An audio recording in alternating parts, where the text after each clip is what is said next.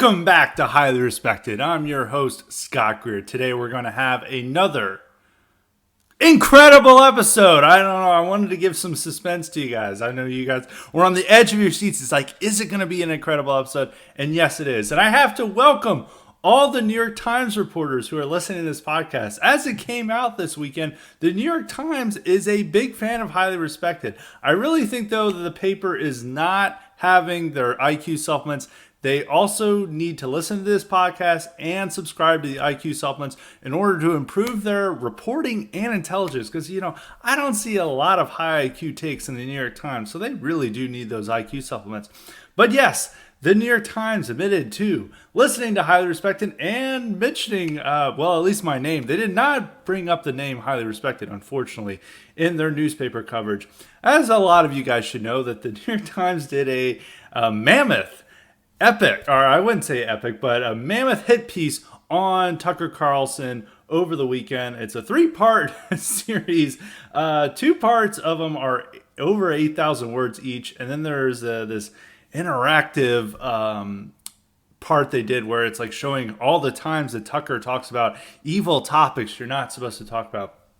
Anyway, the main point of the article is showing that Tucker is stoking white fears and racism on his show, and this is really bad. How dare someone do this? It's got nativism and xenophobia and crypto white nationalism on his show, and this is just so evil, and we can't believe it. And this is worth, probably, I think all told, all 3 parts are like over 20,000 words. I mean, that's a very long newspaper article in of itself. So it's like 3 parts. But they were very concerned about this. And, one of the things that they wanted to show, this dark connections between Tucker and the fringes, is yours truly. And he brings up this quote. The article's written by some guy named Nick Confessori. I'm not going to try to pronounce his name correctly. Who gives a shit about how you pronounce his name? But he said this. I'm quoted as saying this in the article. This is from a long ago podcast. I think it was like last May. They say, I think, in the spring in this article. But I'm going to read it to you what they have here. Tucker is ultimately on our side. Scott Greer, a former deputy editor at the Carlson-founded Daily Caller, who cut ties with the publication in 2018 after his past writings for a white nationalist site were unearthed. I don't know if that's a little scary to describe me as. Said on his podcast last spring, back to me being quoted, he can get millions and millions of boomers to nod along with talking points that would have only been seen on VDare or American Renaissance a few years ago. And, as you can hear the paper ruffling maybe a little bit, I bought a physical copy of the paper. The first time in many years I've actually read a newspaper. It might even be the first time I've ever bought a newspaper on my own. I mean, I read my parents, the newspapers my parents got when I was a kid, but never on my own because, of course, we live in the digital age. No need to get your own newspaper. But anyway, going to the point, Tucker is ultimately on our side. That is referring to like the Big Tent, America First movement. Is that meaning that Tucker is 100% on our side or even agrees with all of our issues? No, but really what he's doing is he's pushing people in the right direction, in the correct direction by addressing demographics, immigration, the crime, and even noticing that, there's a certain people who are committing crime and even going after Black Lives Matter. If you go to his his show, I keep wanting to call it a podcast for some reason.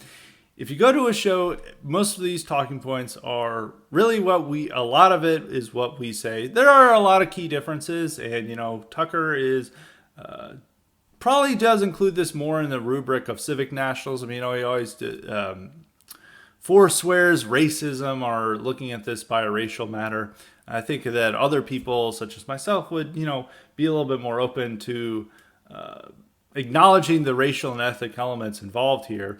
But that's like fine. I mean, he's like he's a cable news show host. There's different standards, and usually what he's doing is he's reaching, as I said, millions and millions of boomers and pushing them in the right direction.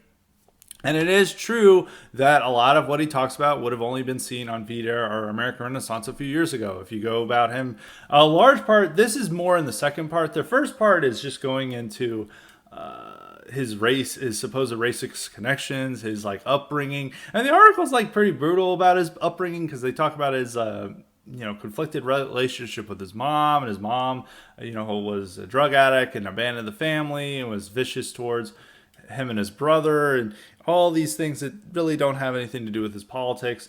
And then it goes into discussing the Daily Caller's alleged racism problem about how all these, like, wow, we had all these people there that somehow turned out to be quote unquote racist. We can't believe that. We didn't allow any of those types there, which is completely laughable about the caller. And then they interview all these caller people, most of them anonymously. I guess the one person who's quoted on record, well, there's a few people. There's one is Jim Annell is quoted on record. Annell is an interesting person. He actually wrote for VDare back in the 2000s, and he also collaborated with Richard Spencer on articles in the late 2000s. And at the end of the day, he realizes that these skeletons lie in his closet. So he's very worried about getting canceled, and he just wants his meal ticket from Conservative Inc. So so he can continue being fat and drinking a lot. I mean, he's like just a really pathetic person. I think I knew him pretty well at the Caller. He knew a lot of things, knew a lot of ideas you weren't supposed to believe in, even shared a lot of these ideas. He was not like, this PC guy, but he knows that he has to be PC in order to get along in the world and to stay in Conservative Inc. And he says the right things. Some examples of the things that Jim Annell has to say to stay in the good graces of Conservative Inc. He was very anti-Trump, both in 2016 and again in 2020. Even though he knows a lot of these issues, he definitely is not just some little good conservative who it believes race doesn't exist and everything. I mean, why else would you have written for VDare? And probably the worst thing he endorsed is when he was editor-in-chief of American Conservative. He's now an editor at Washington Examiner. He got fired from American Conservative, probably for being lazy. I don't know. Actually, I don't really. I'm not quite sure the story. All I remember is that he didn't do any work at the Daily Caller. This is a very common theme in journalism: is that some people are just like amazing workaholics, and some people just don't do any work. And at the American Conservative, he endorsed reparations as the necessary thing to do to overcome our racial animosity and tension. So, he gets his meal paid for with all these takes. But at the end of the day, he's still fat, unmarried, in his mid-40s, and just like in most of DC journalists, he's just like to carry on to drinking and eating. As that's the things to look forward in life. So he gave a quote. I mean, his isn't that bad. I could tell that there's like other people who probably collaborated, who were longtime Caller people who even had a problem with the Caller's direction in 2016, much less after all the doxings that had occurred with the Caller. The other person who's quoted on record is our good friend Eric Owens. If you guys know your Scott Greer lore, you will know that me and Eric Owens love to jabber with each other. He blocked me a long time ago, so I'm not able to dunk on him as much. But he is a 5'5" man. I think he may now be 50. But he lives off his wife, and he has a little anger problem. He looks like a child. I've met him in person, and you look at him, and when I met him, he was like in his 40s, and I looked and I was like, you look like weirdly younger than me, but there's like it's like a rapidly aging 12-year-old that he looks like. And as you guys know with the lore, I used to joke that, his wife pays for his race car bed and he gets to stay at home and, enjoy these fruits and comfort. And he also made up that I worked at Applebee's. I mean, he didn't pronounce it Applebee's. He spelt it Applebee's. It's not B-E-E-S at the end. It's B-Y-apostrophe-S, Applebee's. So I worked there, and he always used to say I was like a dishwasher and getting very mad at his thing. But I mean, he just doesn't really have work. And he trashes Tucker and the Caller in this. And the article even shares private text messages he had with Tucker about his thoughts on the Caller or his thoughts on his life or the situation. And, general, like, these people always run to the media and pretend that they're like good and upstanding people for doing this. And so there's some other people who also got quoted in the New York Times article about this. Actually, one other thing I need to mention about Anil that's really pathetic is that this, as I mentioned, he's an unmarried, corpulent man in his mid 40s. He also is, he's not. Pretty much all of his tweets are him finding like a random like conservathought and like who's like in her 20s, was like working at Washington Examiner or working elsewhere, and just like simping for them or just telling them lame ass jokes. And if you like go to his feed, you will see like all of him being like a reply guy for all these conservative women. And it's just so sad that he sees this. He's like making jokes. It's like no matter the woman, there's like 200 women he will reply to all their tweets.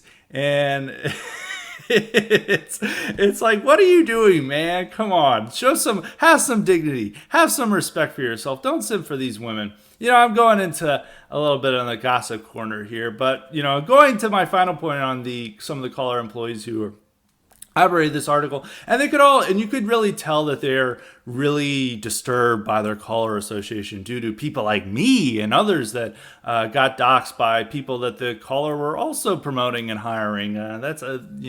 I'll get to that in a little bit of a moment. So all these people came to the caller with these expectations that this would be their starting point in their career, and they could go and work for USA Today, Washington Post, CNN, CBS, all the reputable outlets. And the caller really, promoted itself as that. They would pitch themselves to people they were trying to hire. It's like, yeah, we've got all these people at like the Daily Beast and these reputable outlets, and you can go on and move and have a successful career in journalism through what you've had at the Daily Caller.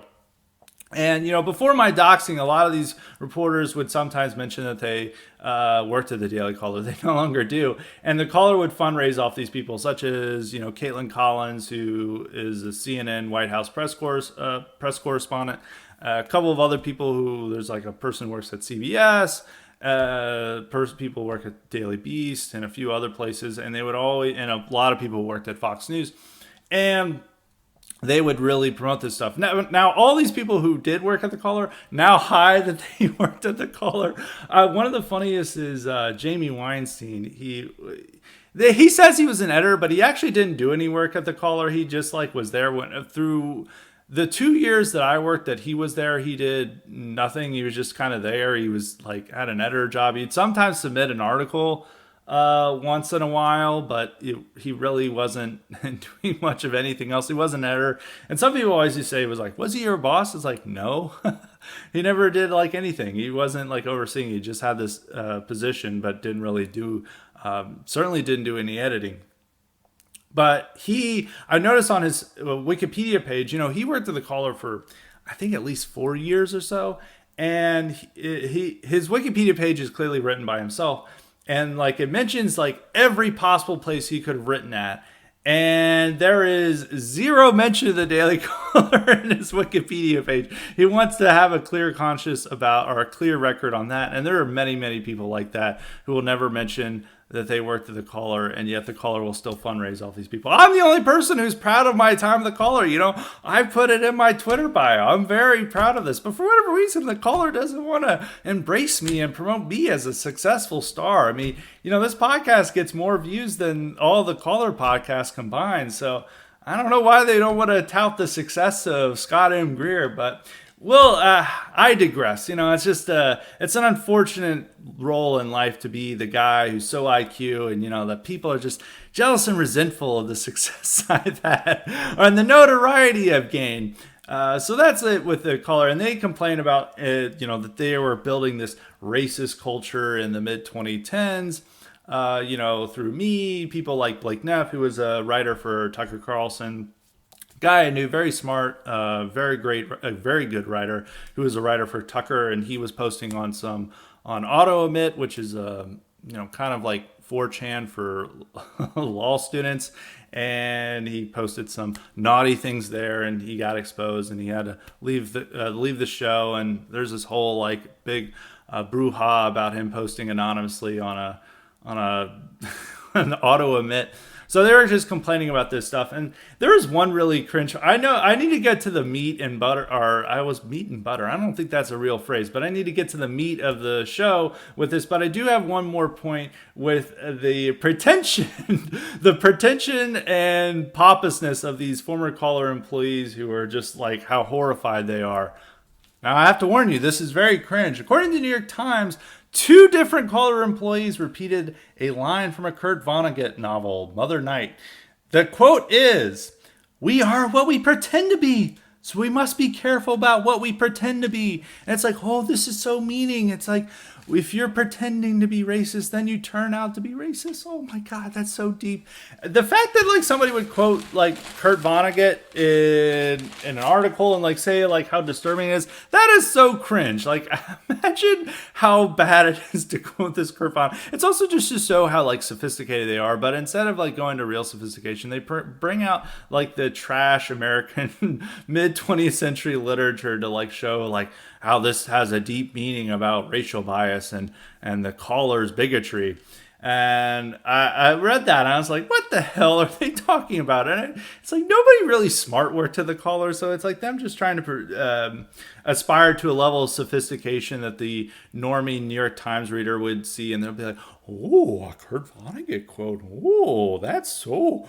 Ooh, maybe these people are pretty smart and aren't these evil people like these other people mentioned in the article. So that's it about, that's all I wanted to say about the caller. I guess that was a lot of that was probably a little bit more than I wanted to talk about, but there's a lot of interesting things to discuss there and how it is. I guess the last point is that a lot of these caller employees always like, and there's even caller staffers I hear about who always like think that like I did a terrible thing by not resigning when the SPLC first wrote a hit piece on me and how I needed to do it for the honor of the company and stuff. It's like you don't have honor to a company. I mean, they're like you don't swear a sacred oath to your corporation to tell everything private about them, and nor do you have like a loyalty to these coworkers who are at the end of the day just strangers. They're not your friends or family.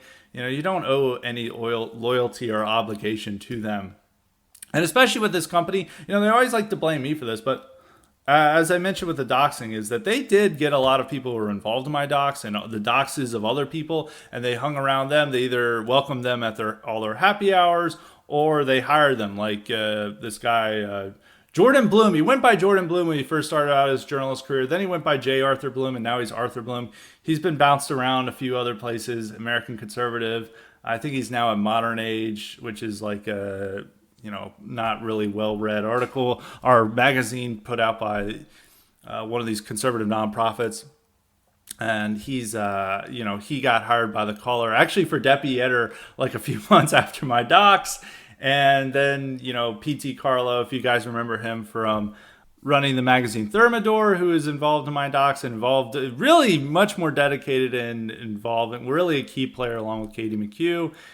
He was always like hanging around with them, becoming friends with all these people well after my docs. And it's like this guy caused a massive amount of grief for the caller, and as well as this guy, Will Upton, who is like some DC, I don't even want to call him an operative because he's not very efficient at it. He keeps getting fired and like unemployed at these places. And he's always been like a daily caller, happy hour attendee and hanger on, and even tried to get a job there. So they're like welcoming all these people who are like involved in the disruptions at the caller, and yet they want to put this blame on all the secret racists who are there. And I was like, well, maybe you look at the people responsible for this and and instead of blaming the people who are doing other things are getting attacked for private emails or private text messages. So that's my only thoughts on the caller. I just wanted to get that out there. Now back to the meat of the article, or really what I want to talk about. Is that the whole article is a vicious attack on Tucker for what he talks about. And if there's been so many profile pieces and articles trying to figure out what Tucker believes and what the ideas he's promoting. And this article, despite the extremely negative tone and despite the purpose of trying to cancel Tucker by saying he's tied to white nationalism or white supremacy and nativism and etc., it actually is a better or more accurate of saying what Tucker actually talks about. Because many of these articles that are much more positive about Tucker, they present Tucker as just caring about industrial policy or economics, wealth inequality, or some type of social conservatism, and like critiques of free market capitalism. And they try to say that this is really what's gaining the viewership. And some of that is part of what Tucker is about, but the real heart of the matter is him addressing these race and identity politics matters, and the identity issues are really what gravitate the audience, because as the paper notes, is that this is the most watched cable news show on TV, maybe in history, and they claim it's the most racist show on cable news ever.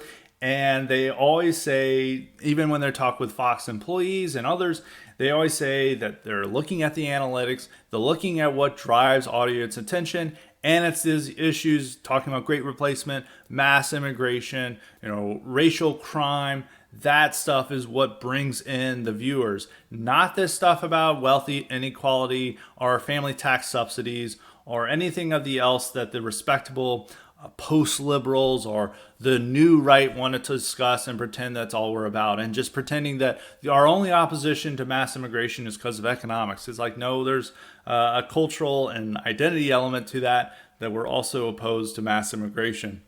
I did a podcast roughly a month ago about one of these articles that came out, exploring what Tucker's mind is like inside Tucker's brain, and it's like the ideas that are animating him. And who do they talk about? They're not talking about VDARE or American Renaissance. It's not saying like he's getting these ideas from there, or like anybody who may have been saying this stuff that a lot of what is Tucker is saying now for like the past 20 years. They don't talk about Peter Brimlow, Steve Saylor, Jared Taylor, anybody like that. They're instead talking about Patrick Deneen, Rod Dreher, and Adrian Vermeule, and these guys who basically never talk about the identity issues. And even some of them are for pro-open borders, like Adrian Vermeule, and he talks about Slow Rob Amari, and they just pretend that Tucker is some Catholic integralist talking about the common good, and talking about the perils of free market capital and everything of that sort.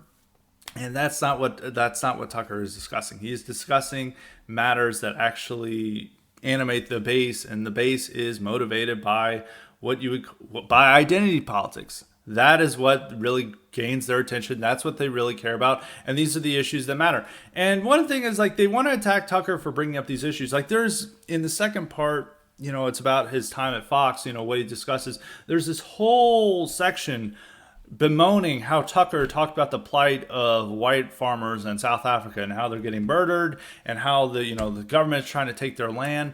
And even the article admits, it's like, well, Tucker was being really fake with this. They just proposed a bill to take this land, and it wasn't racial, even though most of the people who own farmland are white.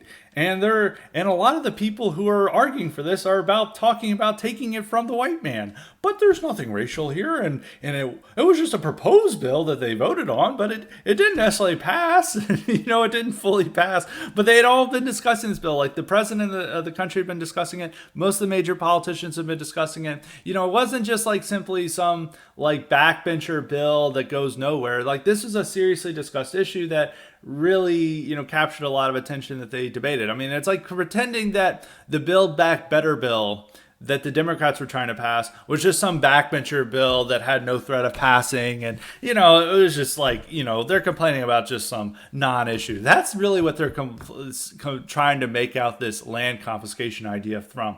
And they, tried to dismiss that these white farmers are getting brutally murdered. Not usually, by pretty much entirely by black South Africans. And they're just saying it's a conspiracy theory. And that one of the attacks on this is the only places that would talk about this are evil, fringe, far right websites. And it's This is a real issue. It doesn't matter where this information is coming from or who else is talking about that. But what does that say about the mainstream media that they see a real issue going on in South Africa and they still try to lie to us and claim that South Africa is the successful rainbow nation and everyone's getting along there and it's all love and joy and it's just such a successful country when it's really turning into a failed state where they can't even run rail lines anymore because they've just been destroyed. Basic infrastructure is getting wiped out there. There is mass riots and just tons of violence there. A lot of the violence isn't necessarily directed against white. It's directed against black immigrants. Or even last summer where you saw the riots going on in South Africa.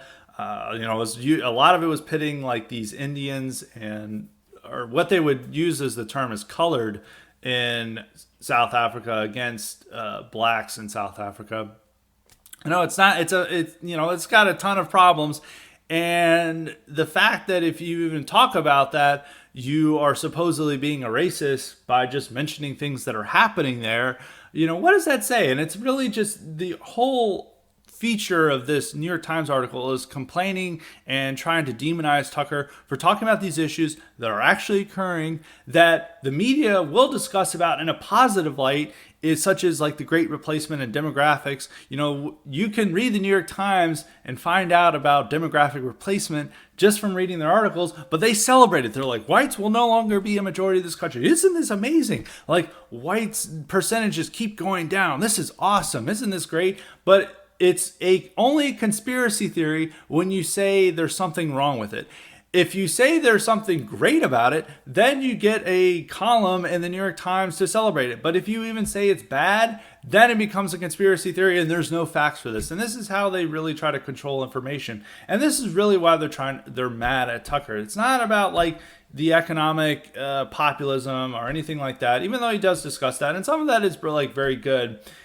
It is these race and identity issues that matter. And that's why they did a whole, 20,000 word feature on this, which was, placed right on the front cover of the New York Times. And they had a scary image of Tucker on there, is because they're frightened by this. They believe that no one should talk about these issues, that if you talk about these issues at all, even though they're happening and they're right before us, you're somehow an evil racist. And it's trying to brainwash people into ignoring obvious facts around them and to just sit down, put their head down and blot out the world and just pretend everything's hunky-dory.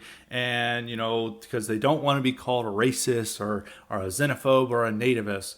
And this is the whole feature of the article. It's power speaking to truth rather than truth speaking to power.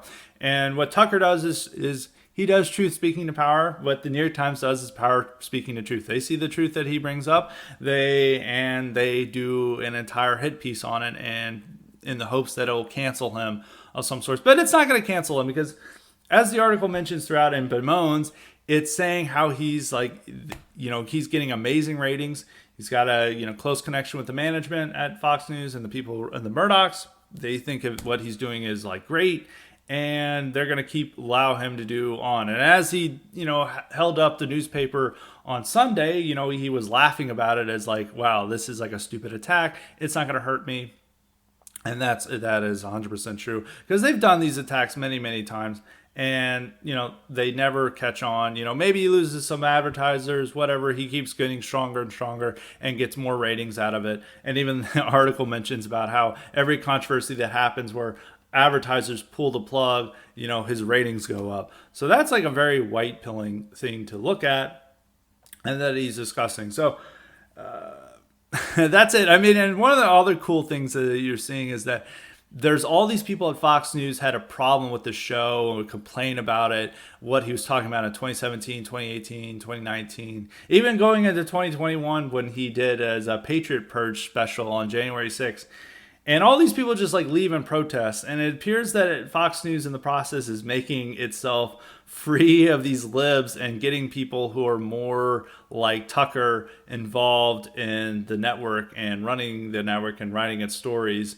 And, it's a very positive thing. And the other thing is that the article mentions is that his ideas that no one would have discussed before, he now brings not just to millions of boomers, as I mentioned, but also to Republican politicians. And these Republican politicians, if he disagrees with them, they have to come on his show and try to explain themselves in a deferential manner, and or even apologize, such as the example they bring up about Ted Cruz. He said January 6th was a violent terrorist attack on Congress earlier this year. And then he had to come on Tucker because Tucker attacked him to apologize for saying that and to take that back. That is real power.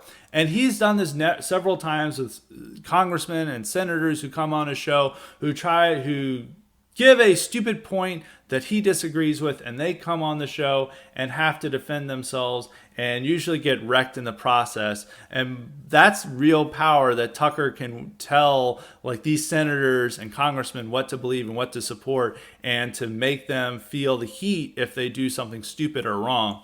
And that's a real gift for us, that what Tucker is. So, I mean, if you really want to get the gist of the article, it's just like how awesome Tucker is, and we're very fortunate to have him. And it's after reading the whole thing, I don't know if I recommend reading all 20,000 words, but you'd be very white-pilled about it. You're like, wow, this is awesome. We have somebody who's talking about these issues that no one else will talk about, and it's really what the American people want to hear. It gives a white pill not just about what Tucker's able to do, but about ordinary middle Americans who gravitate towards the program. And, I give a lot of complaints about these NPCs and normies. Nothing will wake them up. But the fact is that when they want to watch cable news, they don't turn on CNN, they don't turn on MSNBC, they go to Tucker Carlson Tonight, and they hear the truth of what's going on in this country. And that's very... that's an amazing prospect. And as I want to mention, like, none of this stuff, you would have never heard this stuff on conservative media, not even in places like Daily Caller or Breitbart, in the early 2010s. And now you hear it from the number one cable news show in history. And that is something that has changed. And it's always like when something bad happens, we can always count on Tucker to give the truth about the matter and to dissent from whatever the party line is, whether it's, Russia or, South Africa, obviously, or the Black Lives Matter riots, or George Floyd, or Kyle Rittenhouse. We can always expect him to give what is the truth on the matter and not to follow the media's brainwashing on that. And that's a real gift, because before him, they would have just heard Bill O'Reilly or Sean Hannity, largely agree with what the mainstream media is putting, but having some minor quibble or just saying the Democrats are the real racists. And instead, Tucker gives an intelligent, powerful response, counter argument to what the rest of the media is pushing. And, we really cannot underestimate that. And a lot of people are now trying to imitate Tucker. One of those people is Charlie Kirk, of all people. We all may remember how bad Charlie Kirk was during the Groyper War when, young conservatives, I will call them young conservatives, young patriots, led by people like Nick Fuentes and others, forced him to answer questions he didn't want to answer at TPUSA events in late 2019. And he was getting bombarded with a lot of uncomfortable questions that he had trouble answering. And he was still at that time promoting mass immigration and all these other stupid things. And, service to the deep state and support for a, destructive foreign policy. But he's changed in a lot of years. So the Groyper War had a positive effect. It appears to have a positive effect on Charlie Kirk. And now Charlie Kirk talks about anti-white racism and even talks about demographics and other issues that he wouldn't have dared talked about 3 years ago. And he would have condemned anyone who was talking about this. But now he's talking about this himself. And the latest example came from last week, where he just sent out a tweet that was like, there is a war on white people. And we're like, absolutely, totally agree. And then he did a podcast episode with this guy, Douglas Murray. Some people may be familiar with Douglas Murray. He's kind of a weird guy. He's a British conservative. I believe he's gay. And some people may remember his tiff with Pedro Gonzalez. Pedro Gonzalez made some comment about Rothschild physiognomy to a Rothschild, and people assumed that was anti-Semitic. I don't know. It was just like a internet comment. It wasn't anything of that sort. And Douglas Murray wrote this whole hit piece on Pedro and how awful it was he did this. And then Off to the races on the feud on that.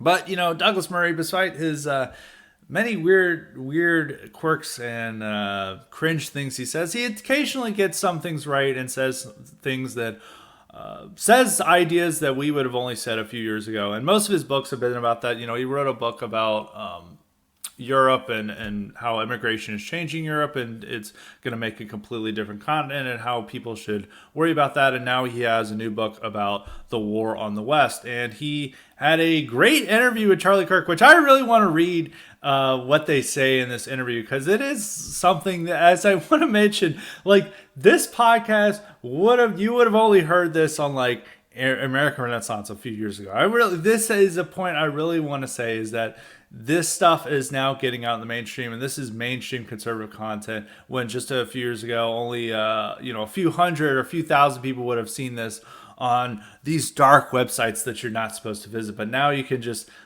turn on Tucker Carlson or listen to a Charlie Kirk podcast. So I want to listen to what they both say on this podcast. And this comes courtesy of Media Matters, of course. So Douglas Murray starts out and he says this: "And as you know in the book, Charlie, I go through this methodically. But to start with what I regard as being perhaps the largest moral outrage of the moment, which is what I describe as the war on white people. We in the West are multicultural countries. We have all sorts of people from all sorts of places in the world. And certainly one of the things that makes us distinctive." Now, this is like breaking out of the quote. These are one of the type of asides that they have to put into, like, oh, I'm not racist. I love being multicultural. And that's like cringe, and you shouldn't be put in there. But you got to follow up with the next statement. But they always try to put these things in there, like, we oppose racism. We don't see race. Sometimes Tucker does this, but the real meat of the matter says something different. So we'll return to the quote. "But we recognize racism in every single case except one. And the one we don't recognize it in and won't recognize it in is, in the moment, racism against white people, which is absolutely endemic, and particularly in America. You see, you can't have a war on the West unless you wage war on the majority. And the majority of people in America, as in Britain, are white. And so, of course, if you're going to war on the West, you have got a war on white people. You've got to say the most appalling, racist things about white people. You have to pathologize white people. Then you got to strip them of their history. You got to rewrite their history. You got to say that their history is no good, or it's always been rotten. And they got no good heroes, no decent people in the past. Nothing to be proud of. Then you got to war on the religion. You got to war on the Judeo-Christian principles of the West, and also the secular enlightenment principles of the West." That's another at the ending. It's like Judeo-Christianity and secular enlightenment. That's kind of a little lame, but you get the point. And that's a pretty bold thing to say. And then Kirk follows up, "Let's talk about this war on white people. That's a thought crime, Douglas." "Yes," Murray says. "You're not allowed to say that." Douglas, oh yeah, I like this, just like writing out like their commentary. And like Charlie Kirk goes back, he's like, "You're obviously welcome to say it here. We agree. We believe that all forms of racism are evil and awful." And then Kirk follows up, "But the one type of racism you're not allowed to talk about, of course, is the war against people who look like you and I." And Mo Brooks has been, who is currently running for Senate. He's a Alabama congressman. He's really good on all the issues. Unfortunately, not running the best of campaign. I don't think he's going to win, but he is a great congressman. Always solid on all the identity issues. He's always gotten hot water. I think it was in 2014 or 2015 where he brought up the idea of that there's a war on whites. And there's like so much controversy over this. And then he brought it up again, I think in 2017. And once again, a lot of controversy over that. And now it's a mainstream conservative position due to critical race theory, due to what a lot of the 1619 Project and what the media is pushing, that it is, and even what the government is pushing, that it is now mainstream to say there is a war on whites. And now like some of the most influential figures in conservatism, the people that all these boomers listen to, will say emphatically with without much hesitation, even though they'll put these qualifications in there about like we deplore all forms of racism and the West is somehow multicultural, but they'll say the important point of there is a war on white people and critical race theory is anti-white racism. Some people don't want to necessarily go that far, such as Christopher Rufos, who does a lot of great work exposing critical race theory in government trainings, corporate trainings, and in the schools. That doesn't negate his work, but others will go the next length and the necessary step in saying this is anti-white racism. And now that's a mainstream issue and what motivates conservative voters. This is what allowed Glenn Youngkin to win in Virginia last year in the gubernatorial race. And a lot of Republicans are running on banning critical race theory. That's what, and really what DeSantis is so popular is that he, pushed that Stop Woke Act, which is going to ban anti-white indoctrination in government training and in schools. So this is all very good that the conservatism is uniting around this. And this is due in large part to the Tucker effect, is that Tucker has brought these issues in the limelight and now they're not going away. And there's no amount of bleeding and shrieking the New York Times can do to make these ideas go away, is that people recognize these are really what's going on. And that's why they turn on Tucker rather than turning on MSNBC or CNN. And that's just something they're going to have to deal with and cry more about. And so this is so all these things happening, with everything going wrong in the country. And we can always get like, this is so cringe. And why aren't there any really good Republican politicians? But, this is a serious white pill that this is what mainstream conservative discourse is like right now. And that's very uplifting. Things are going in the direction, in America First direction, and that is the future of the conservatism and the Republican Party.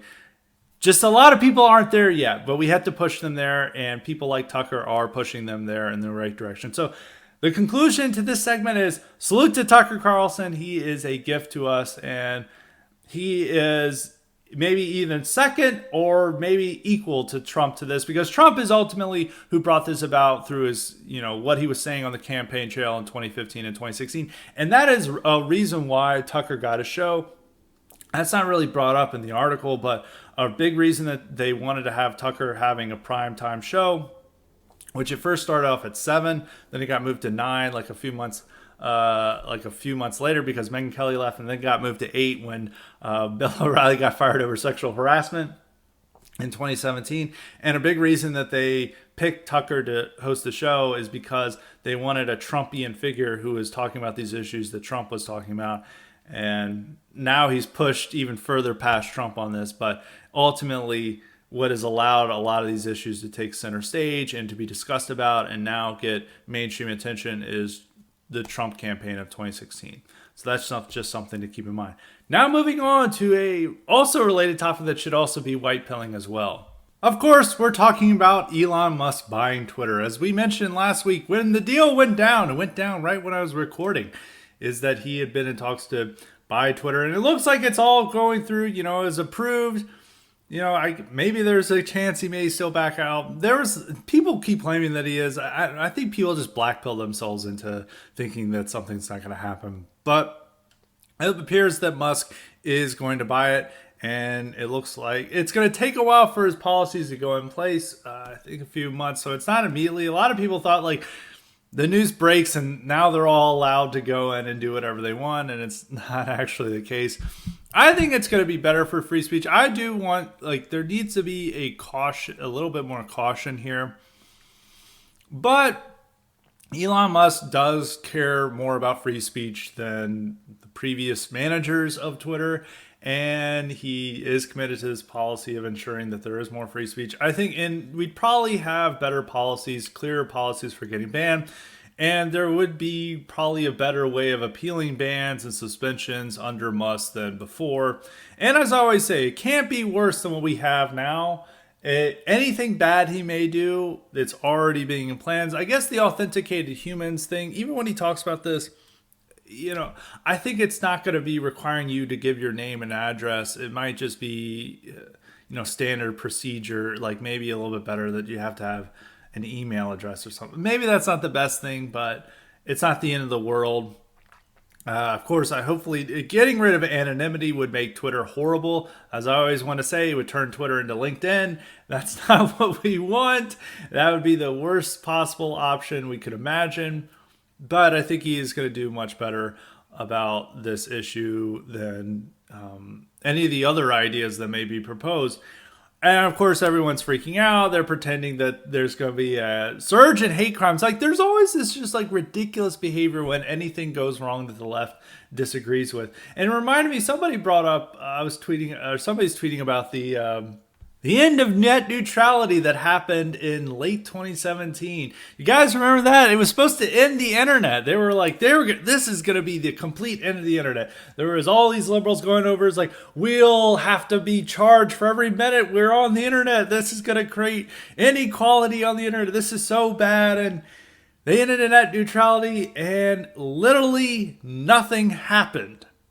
And they were all worrying that like Comcast is going to censor speech and stuff. And all the people who are complaining about this are the ones who are actually censoring speech. It's like Facebook, Google, Twitter, all the big tech companies were the ones crying, wolf over this matter and saying like it's going to ruin the internet. We're no longer having free speech, and literally nothing happened. And the lack of free speech is due to these companies who are who are claiming there was going to be apocalypse if net neutrality ended. So, a lot of this, it reminds me of that. They always go into complete hysteria when something goes a little bit different, or somebody promises a little change in course that they all don't mind. And they all say, for the sake of democracy, we can't have free speech, is essentially the consensus on Elon Musk taking over Twitter. And that's just ridiculous. He seems to be trolling all his opponents, such as AOC and stuff. And it's really funny to see him going after them and making them go crazy. It's very Trumpian for that. So I think he will improve Twitter. Now, how much he improves Twitter is a matter of question. I don't think we're going to return to the Wild West days of 2015, 2016. But it will definitely be much better than the current regime, and that's always improvement, and that's always something to be white-pilled about, because having access to these platforms, having access to the town square of our time is critical to get the truth out there, and without that access, we will remain ghettoized and and allow our enemies to have total control, a total monopoly over the town square, and that is very bad, as you guys would know. So I've got a few more takes with that. One thing I want to talk about is some conservatives are criticizing Elon Musk buying it. They're, getting mad about Elon for some, it's like very stupid reasons, like he is too pro-China. It's like, our entire corporate apparatus is pro-China. Okay, like there is no like anti-China element within our corporate America. That is like a problem, but he's no worse than the rest of the tech, industries and tech giants in that regard. And he's not going to give like control over to China. And more so, I'm more worried about our own deep state having control over our technology. At this moment, I'm more concerned about that, because our deep state views us, regular Americans, people who believe in what Tucker Carlson says, America Firsters, as the main enemy and wants to censor us and persecute us. While, I don't know, China just is like they're so dumb. They just simply don't want us to talk about the Uyghurs or whatever. And it's frankly, like, we'd probably get rid of a lot of cringe on this matter. Of course, I don't support that censorship. We should be able to say anything. And I don't want China controlling our big tech. But it's like, China is not going to call up Elon Musk and tell them to like censor any person mentioning the Uyghurs. That's just not going to happen. And he's not going to be any more pro-China than the current operators of Twitter. So this is just a silly matter. And you're getting worked up about a threat that is much less apparent than the actual threat of America's DHS and FBI and CIA controlling Twitter and big tech, which they do. And that's a much bigger problem for us, a much more real and apparent problem for us than China coming in and censoring us mentioning the Uyghurs or Hong Kongers or whatever. It's like, who cares? And that's not even going to happen anyway. Other big criticism that this is primarily from populist think types is that Elon Musk is opposed to unionization. He's opposed to unions, which that's first off, that's base, not cringe. That is awesome. Not base, it's keyed. And Populous Inc. has ruined the meaning of base, so now we're using keyed. That's keyed. That's what we should want. That makes me like Elon more, is that he's anti-union. So I'm glad he's now running Twitter so he can prevent a Twitter union, which would serve mainly to censor hate speech and disinformation rather than doing anything positive. So those are the arguments that they're using is like, he treats his workforce bad. He doesn't allow unionization. He might be pro-China. He needs to change all these things so he can be a legitimate threat to the system. And it's all going through their stupid talking points. And a lot of them are, I think, getting paid by anti-Musk interests to do this. This is a common theme in conservatism. When you see there's a weird obsession or fixation on a certain topic, and you're like, this isn't really in the news cycle, and why do people care about this, and why is every conservative pundit talking about this? And you're like, maybe these people are getting paid. I think a great example is that was then there's all this fixation on Qatar in like 2018 and 2019 among these conservatives, and it was being paid for by Saudi interests. That was everyone who was talking about Qatar, and that's why everyone got talking about it, was due to money from Saudi interests. And so it's likely, I think there might be some of the same thing going on with criticisms of Musk. But going on to the other criticism that they have is saying that really this is not a solution. The problem is that we have to rely on government regulation and government solutions to fix big tech. And in some ways, this is an amenable idea, and there is some things we need to do. I think there does need to be a revision of Section 230 to explicitly protect, free speech, political speech on there, and to strengthen and reform it. I think that needs to be done. But there is a danger to creating a government agency to monitor big tech and allowing them this power to dictate terms to them. Now, when we had a Republican in office, when we had Donald Trump in office, this is like the only idea we had. We didn't have, free speech billionaires offering to buy these platforms, and we had government power. And it's like, well, why don't we have a review board to see if they're, upholding the spirit of Section 230? Which that is fine, but generally getting government more involved, they want to get more involved to ensure that they censor more hate speech. And Republicans are such idiots on this matter that they'll be convinced, like with Ron DeSantis in his anti-big tech bill that really didn't go anywhere, or anti-censorship bill, they explicitly ensured that they wanted to allow big tech to censor anti-Semitism and hate speech because we don't want that anywhere on the internet. And it's also the same with Greg Abbott going after Gab. And there's several examples of this that Republicans would be hoodwinked into agreeing to the hate speech focus of Democrats. And that would be a lot of government action, is that they would be involved in antitrust measures that would be designed to ensure that they're broken up, but now they're more committed to attacking hate speech. And this is really what one of the new FCC commissioners, Lena Khan, or I think Lena Khan is her name, she advocates for these big tech policies primarily to do more to counter hate speech and disinformation, and so are these many other measures. So allowing government to be involved, and we're even seeing this now with the Department of Homeland Security, where they got Nina Jankowicz to run its Disinformation Governance Board, or whatever they want to call it.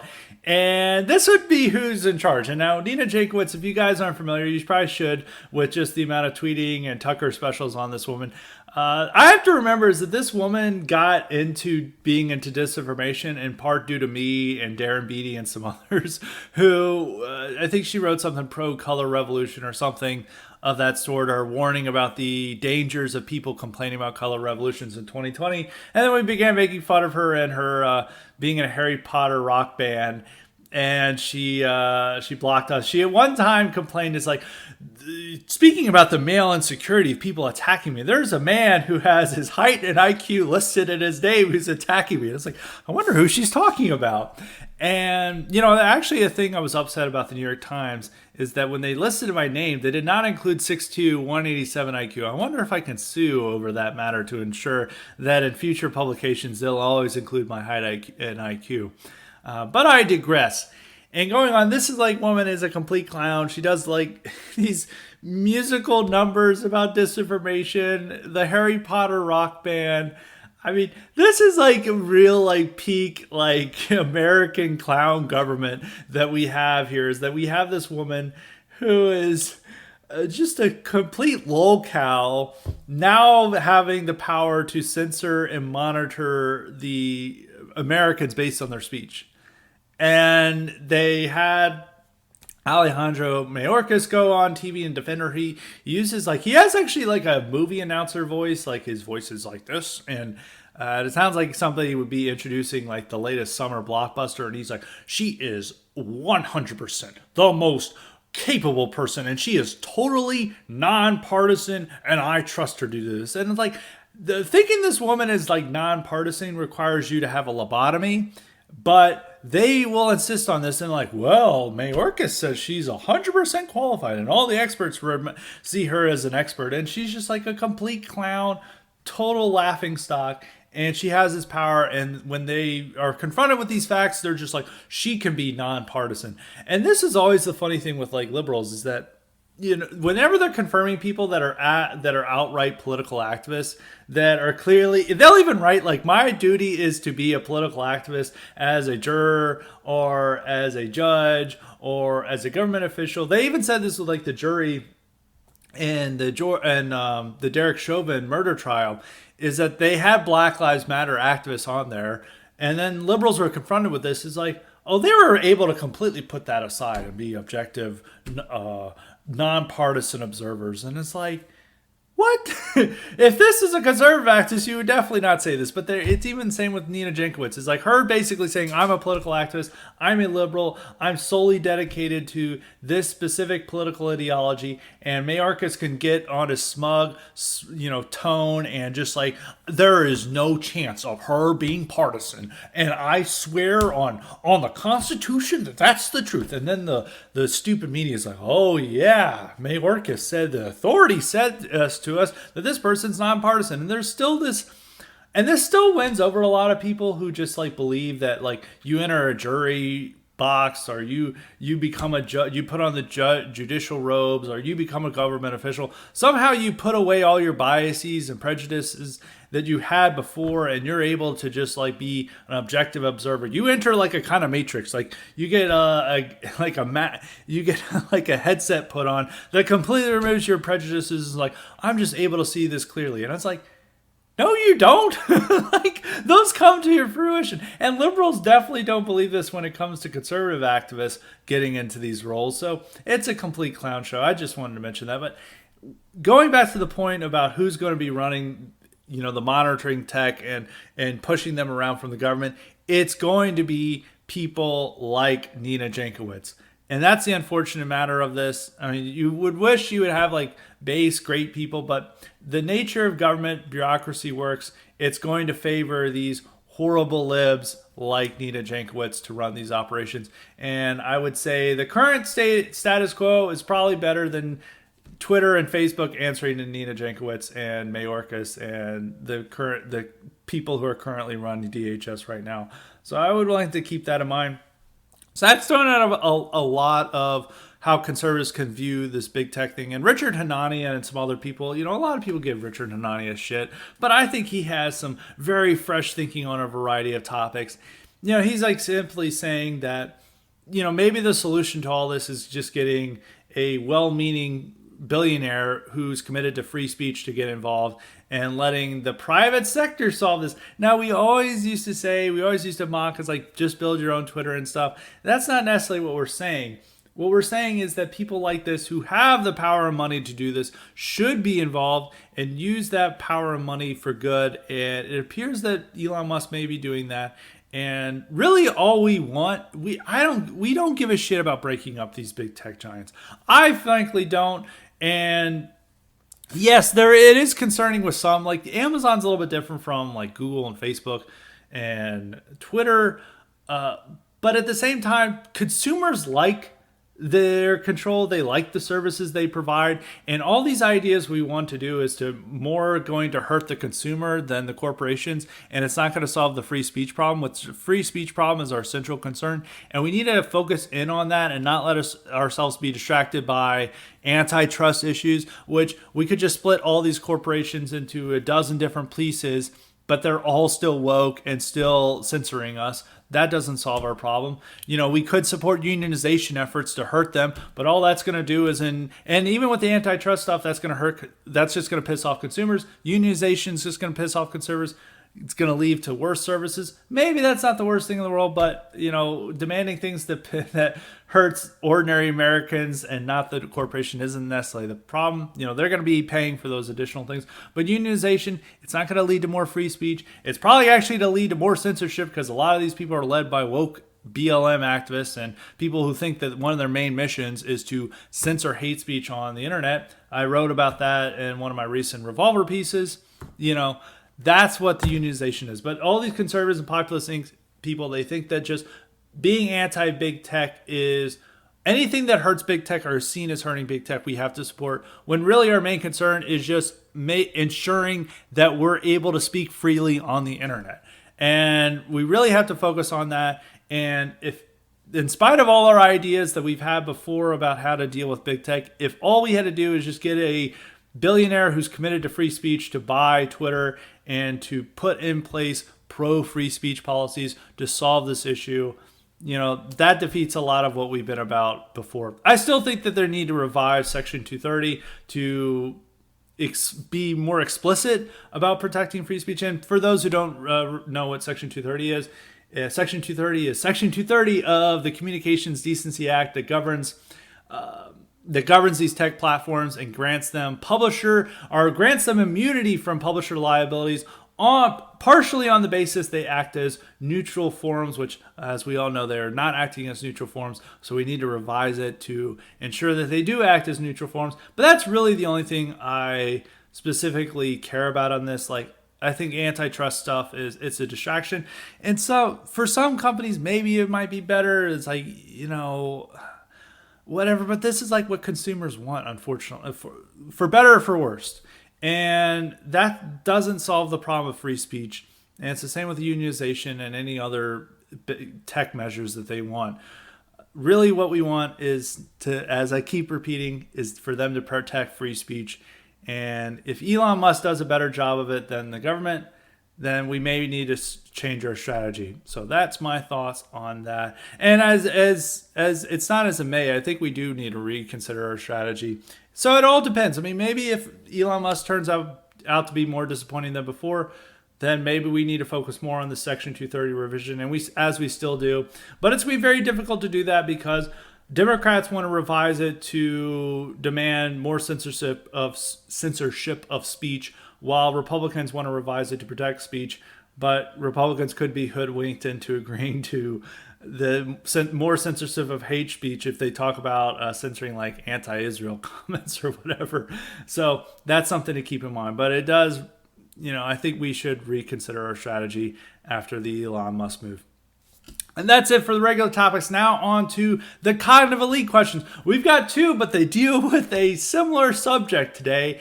And as a reminder, you too can get the power to ask me questions or suggest guests and topics if you sign up for the cognitive elite option at Highly Respected's Substack. And that's at highly-respected.substack.com. And make sure you sign up for the IQ supplements if you already haven't.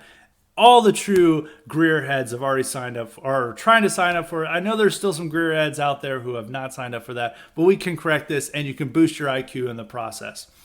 Now, the questions today deal with a subject. Of course, it's dealing with what I'm tweeting about and causing controversy. I love these topics.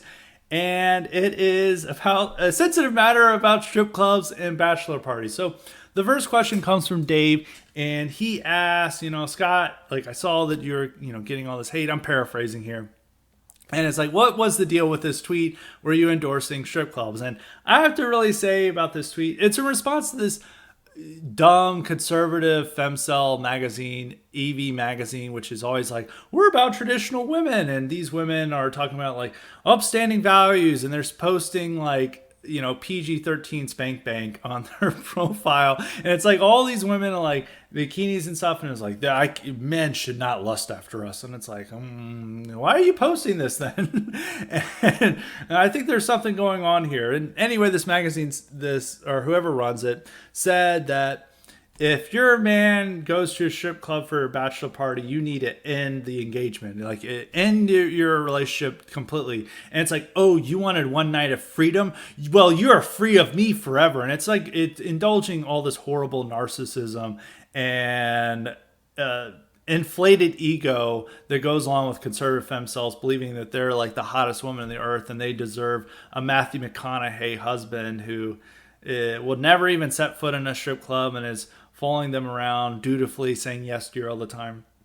So the point of the matter with my contention was not defending strip clubs. It is more about defending men going out with their friends and not having all their activities dictated by the wifey.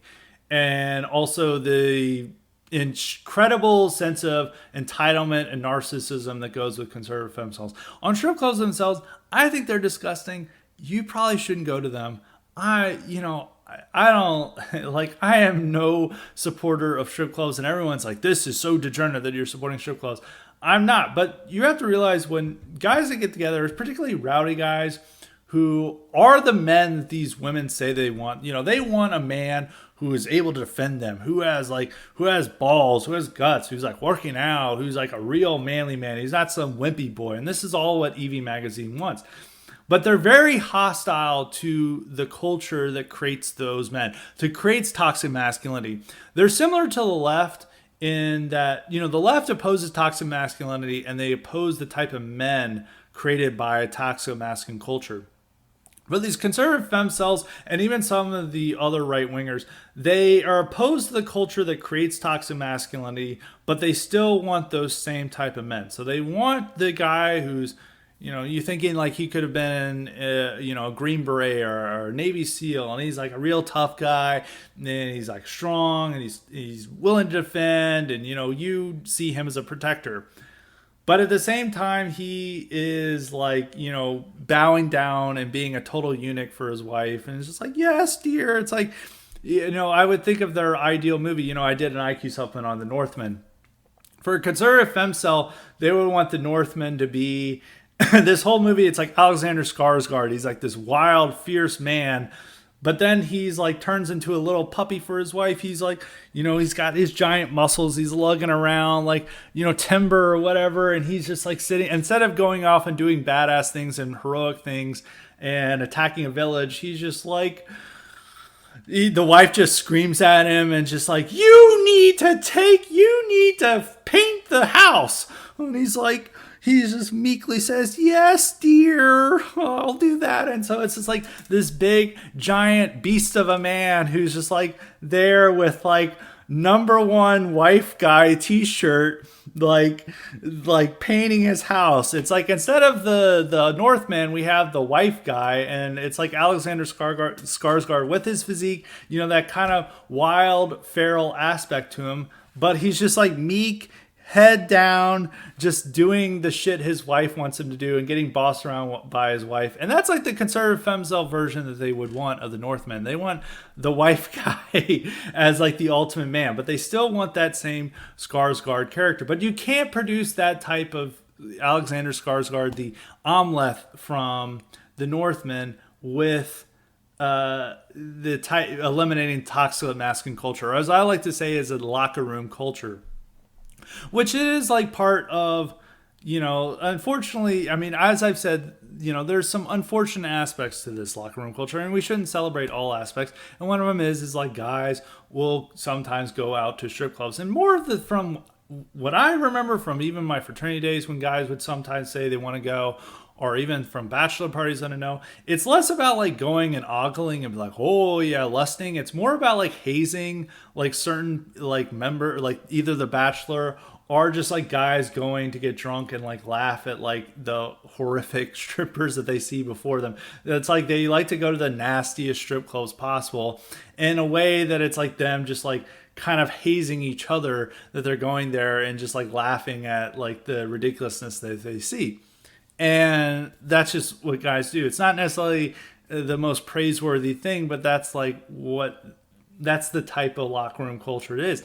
And when guys are around each other, they're not just talking about like my beautiful, noble wife, and I would never think about her features or anything, or talk about women in a male chauvinist way, and they just talk about women respectfully, and they just sharing G.K. Chesterton quotes among each other, and they're acting perfectly civilized in behavior. It reminds, that's not how guys are acting like among themselves. It's like locker room culture is very vulgar, it's very crude, it's very rowdy. It's sometimes even a little bit violent. And guys just talk about like things that when women aren't around, they're freely express themselves. And sometimes it's things that women don't want to hear about, but it's not their spaces. Women want to intrude into male spaces and dictate the terms and boss them around. It's in similar ways that. If you remember, I'm sure you probably had elementary school teachers like this who would always try to punish the boys and make them act more obedient and dutiful like the girls. And it's like, guys, boys aren't going to do like that in elementary school. They want to go out and throw shit and like go wild and have a good time.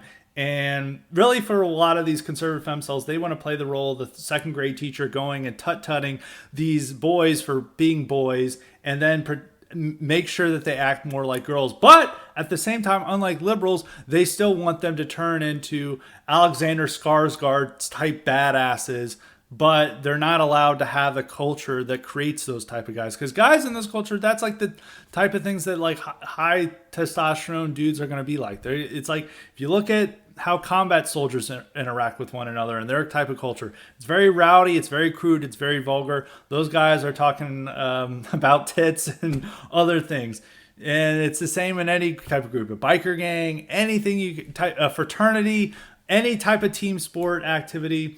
It's like the guys on your high school football team. They're not just sitting around sharing, reading C.S. Lewis and talking about women respectfully. They're a part of this locker room culture too.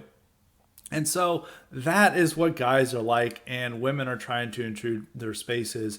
And it's more about submitting to a woman who has an inflated sense of ego and is not as desirable as she thinks she is. And she thinks she can, castrate her husband and have him totally pussy whipped and dutiful, but he still like exhibits these very masculine high T features. But if he's going to act like how a woman, this conservative femcell, wants him to act, he's not going to be a high T individual. So to conclude, I'm not defending strip clubs. I do think they're gross. You probably should avoid them.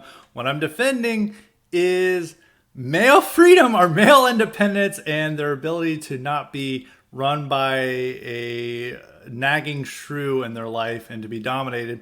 And I'm also defending locker room culture that produces the type of toxic masculinity that we're supposed to uphold, but we're for some reason opposed to all its aspects that make it what it is. And yes, there are some aspects that can be reformed, and you probably should, if you're in a male group, you shouldn't be like, let's go to a strip club or something. It's like, oh no, you shouldn't do that. You should do something else. Maybe, but you got to realize that like guys are rowdy and are going to do stupid things when they're together, and that's how guys have always been like. And guys amongst themselves, when they're talking with one each other, are going to say things that women aren't going to like. And that's why Trump's grab him by the pussy comment from 2016, the locker room talk, that is very much a part of male bonding of these groups where guys with like really relatively high T that are the guys that women want, that they want to see as their protectors. That's how they're going to talk amongst themselves. And when he said that, it's like all these guys like, I would never say that in my life around my male friends. And it's like, you're a fucking liar. That's how guys talk amongst themselves, are a lot of guys. Not as crude or vulgar, maybe in some ways, there's a limits to it, but that's how a lot of guys talk amongst themselves. And that's like male bonding and male culture. And I'm going to go into my second question now, because that brings up another point I want to talk about. And this comes from a guy who asked a question last week. I actually mispronounced his name. I said it was Julien, but it's a French pronunciation, which is Julian. I'm probably once again mispronouncing it, but it's with a you pronounce with the J, Julian, as the name. So I am mistaken. I am sorry to all the Europeans who have to hear me mispronounce their names. If you had a German name, I would correctly pronounce it, but unfortunately, that is not a German name. But he had another question on this topic. He was going on about this topic, and he said it reminded him of the current problems of the current legal institution of marriage. What would your be advice for young right-wing guys with regards to dating and marriage? How do you strike a good balance between conservative symptom and full-on incel black pill?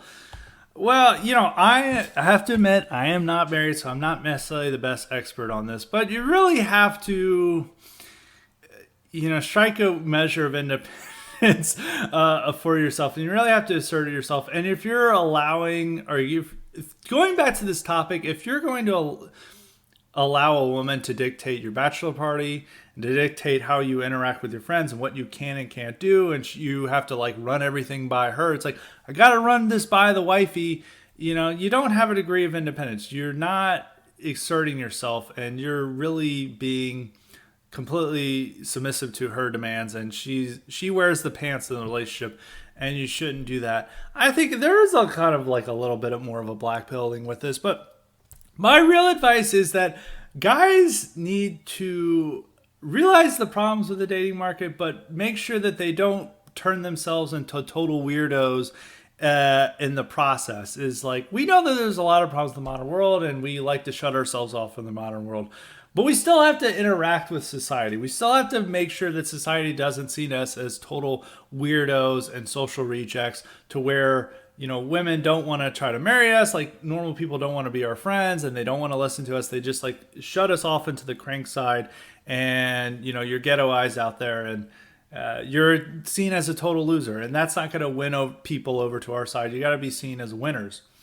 And I think with some of the one problems that I would have to say about the discourse that I see on sex and relationships on right-wing Twitter is that it's dominated by two different sides of celibates. So on one side, it's particularly from like Conservative Inc., it's dominated by conservative femcells. So it's all the talk is like, where are the good men? And it's like, why aren't these good men rushing out of the woodwork to marry these pear-shaped ogres in Conservative Inc. media? Like, how do they not see how these women are ideal women, even though their BMI is way over the limit and they have a horrific personality? It's like, I just don't understand why Matthew McConaughey is not driving up and submitting and serving this horrible shrew of a woman. And that's how like a lot of Conservative Inc. Discourse is shaped on marriage and relationships. It's like, it's all the guy's fault. They're just playing video games too much, and they're not being real men. But when they act like real men or do stuff that like rowdy stuff with their friends, like that's also a black mark, and they need to be removed. And somehow we're going to find the total chivalrous man who totally follows all the rules that a woman sets, but he will also be very manly at the same time. That's just not going to happen. So that's one side that sets in for a lot of trads. And on the other side is a very different group of celibates. It's I don't want to attack any on the celibate incel stuff. And I also have to mention, this is even more important than me condemning strip clubs. Is like, I am not condemning anime. This is very important. I know there is very dangerous to condemn anime, and I would never condemn such a great art form as anime. But I am going to bring up this with some of the people who are dictating the discourse on the other side. It's like, on the other side, we have a lot of male incels, which, it is what it is. They're pretty funny in many regards, but I probably don't think that these people should be telling people what to do with sex and relationship. And their difference is like, very anti-woman, which, sometimes I agree more with their takes than where are the good men. And actually, most of the time I do. But both sides in this argument have very little interactions with the other sex, and also have very little interactions with male group bonding or male group socialization, because the conservative femcells obviously don't know what like locker room culture. But a big problem is also with these male incel types who, they weren't in they didn't play team sports in high school or middle school. They're not in fraternities or what in college. They don't really have a large group of male friends. I mean, this is a wide social problem. This is not limited just to the right. This is a huge problem with Zoomers and millennials in general.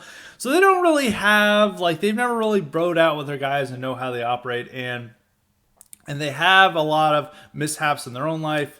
I mean, it's incel for a reason. And sometimes in a lot of right-wing discourse, rather than encouraging these guys to improve themselves, to make them better, and to ensure that they will get a great wife and have great kids, they instead double down on the weirdness and eccentricities that ensures that they will not have a wife and have a family. And they are told that this is morally righteous and this is the real thing you need to pass. So these guys, then both sides get on their high horse and lecture people about what they can and can't do, and this sometimes leads to ridiculous things. Like I've seen posts where guys say that holding hands with your girlfriend is a sin. I'm sure that will go over well when you're talking to normal people. Kissing your girlfriend is a sin. If hand holding your girlfriend is a sin, just imagine the mortal sin of kissing your girlfriend. And guys just go on this with these and also they imagine what real men should do, manly men should do, and it's like sitting around and maybe watching anime together for a bachelor party. That might not be the worst thing in the world. I'm not going to condemn anyone who's doing that. As I said, I am not going to condemn anime. I'm not going to risk the bad fortune that comes from that. But, that's not what a typical locker room culture is like, or the typical manly men are doing, or the guys, playing team sports. They're not going to, do the world we're living in. They're not going to throw on K-On! and then pray the rosary afterwards. I mean, maybe some guys would do that, but that's not the typical norm. And you could say, well, I'm rebelling against the norm, but you need to make sure you're not ostracizing yourself from normal activities so much so that you just become a complete weirdo, and it's hard for you to find friends, and it's very difficult for you to find a girlfriend or wife. And it's very difficult for both sides to find a partner now in life, just for how America's socialized. We're a very atomized society. We don't have the type of social connections we did. We don't even have the social pressures to get married and have serious committed relationships now. And it's just what it is. It is what it is. And it's not due to the absence of good men, because a lot of these women, as they said, they have an unrealistic expectation of what their man should be like. And they are not deserving of the type of ideal man that they think that they deserve of. And with a lot of these, on the other side with the male incels, a lot of them think that just having the right morals or positions that they're saying online, that eventually that will guarantee them a woman, that someday, when they're at their parents' house, their mom will come on and knock the door. And it's like, Johnny, there's a woman to see you. And he comes rushing down the stairs from after playing his video game. And out on the front stairs, it's a beautiful 10, blonde hair, blue-eyed woman, total virgin, of course. And she's there, and it's like, you're the shut and weep I've been waiting on and dreaming of all my life, and I want to be married to you right now. And the guy's like, knew this would happen. And I think for a lot of these guys, this is just how their marriage is going to happen. I have to warn you, a beautiful 10, blonde hair, blue-eyed, buxom woman is not going to show up at your front doorstep. You have to go out there and show yourself as a man worth marrying in order to achieve that. And so you gotta be, working out and improving on your social skills and not making yourself appear as a total weirdo. And you really do. And the type of guys who are getting the high quality women are the type of women are guys that women want, are generally these guys who are operating in a locker room culture. You guys were in high school, you guys are in college. The guys who are these big, strong dudes who are playing team sports and athletes, they were not having trouble finding any women. They were not incels. And not everybody's going to be like them, but you should learn a thing or two about what the type of men that women want. And they want independent, strong men who are not going to be seen as total weirdos or spurgs, and they're able to, provide for her and show that they're a real man. And that's all what it really is. So That's my only advice, and I know that it's like gets a little cringe when people are saying like just be normal, because people ultimately tell people to do things like to be too normal. You need to have walk a fine line of not being a total like sports cuck and like caring about what the Kansas City Chiefs are doing and all that stuff. And you shouldn't be totally anti sports ball, because that'll be totally ostracize yourself, or get really into the latest rap music or whatever the NPCs are into, or have even their politics. You do need to stand aside a little bit and have a freedom of thought and independence, and be involved in positive activities like not going to strip clubs and stuff like that. But you need to realize where a lot of people are at, and you need to act like the type of man that a woman wants. And unfortunately, she does not want a shut-in Spurg who spends all their free time yelling at people on the internet, and that's the only thing they do, and they're not working out or anything. So that is my only advice, is just don't make yourself too weird that they're able to shut you off and isolate you from the rest of society. We still live in this society. We still have to operate with it, and we shouldn't just come out as looking like the weirdest people imaginable. We have to look like upstanding people that people want to talk with and associate with, but still having the freedom and independence of thought of realizing what's going wrong with society and not participating in some of the activities that society says we have to participate in order to be a good citizen or whatever. So that's my concluding thought. I think this was a pretty white pilling episode. So tune in next week for another incredible episode, and we're going to have a great IQ supplement later this week. So until next time, stay respected.